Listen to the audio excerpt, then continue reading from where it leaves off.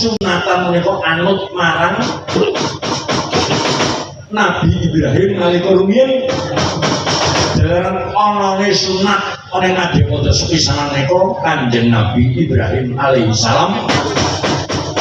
Nabi Ibrahim nembe sunat menika nalika umur taksih umur 85 tahun niku nembe dipun sunat.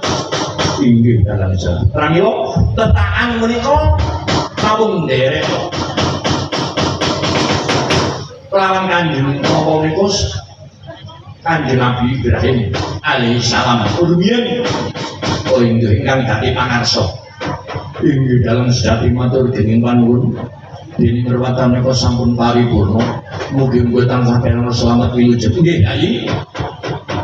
Monggo sami nyuwun karena Gusti Kang Mawas. Mugi-mugi keluarga paduka tansah paringa jenjeng ayem tentrem selami-laminipun.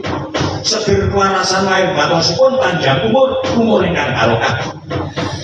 Selamat ingkang hormat, selamat ingkang kula selamat ketoprakipun sakeluarganipun.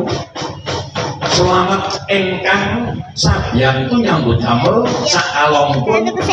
Selamat ingkang mirsani, selamat ingkang mrimo sedaya pinareng selamat wilujeng rahayu sakala.